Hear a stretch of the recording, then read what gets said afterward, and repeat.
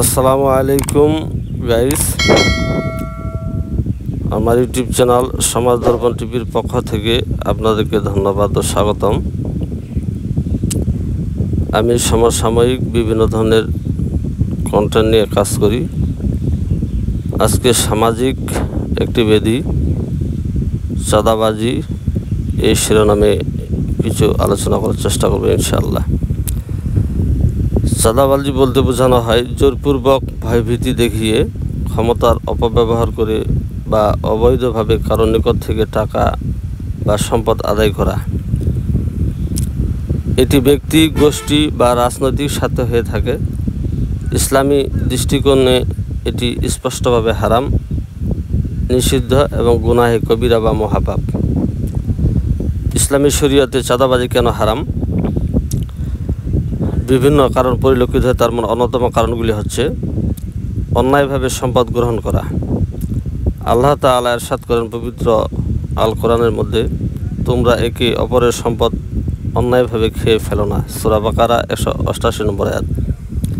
চাঁদাবাজি সরাসরি এই আয়াতের বিরুদ্ধাচরণ। এটি অন্যের উপার্জিত অর্থ অন্যায়ভাবে জোর করে ছিনিয়ে নেওয়ার মতো। জুলুম ও নির্যাতনের শামিল। রাসূলুল্লাহ সাল্লাল্লাহু আলাইহি ওয়াসাল্লাম বলেছেন, যে ব্যক্তি জুলুম করে কিয়ামতের দিন তার শাস্তি হবে নিশ্চিত। সহিহ মুসলিম। চাঁদাবাজি একটি জুলুম, কারণ এতে মানুষ ক্ষতিগ্রস্ত হয় এবং সমাজে অস্থিরতার সৃষ্টি হয়। খেয়ানত ও বিশ্বাসঘাতকতা। চাঁদাবাজি অনেক সময় রাষ্ট্রীয় বা সামাজিক দায়িত্বের সুযোগ নিয়ে করা হয়, যা খেয়ানতের পর্যায়ে পড়ে। ইসলাম খেয়ানতকারীকে কঠোরভাবে নিন্দা করেছে। চাঁদাবাজির সামাজিক প্রভাব।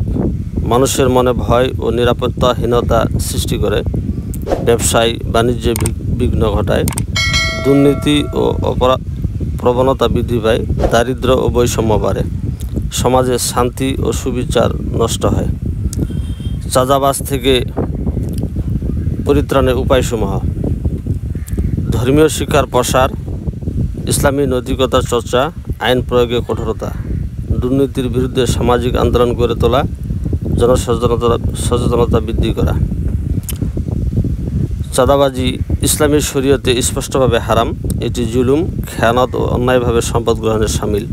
একজন সৎ মুসলমান কখনোই এই কাজ করতে পারে না। সমাজ ও রাষ্ট্রকে এই জঘন্য অপরাধ থেকে রক্ষা করতে হলে আমাদের সবাইকে একসাথে দাঁড়াতে হবে এবং ইসলামের ন্যায় বিচার প্রতিষ্ঠার চেষ্টায় নিজ অবস্থান থেকে সচেতন হতে হবে। নিঃসন্দেহে চাঁদাবাজ একটি ঘৃণিত কাজ, যেটি পারিবারিক, সামাজিক, রাষ্ট্রীয় জীবনে প্রভাব ফেলে। আমাদের সমাজে অনেক লেবাসধারী, মুখোশধারী বিভিন্ন পার্টির দোহাই দিয়ে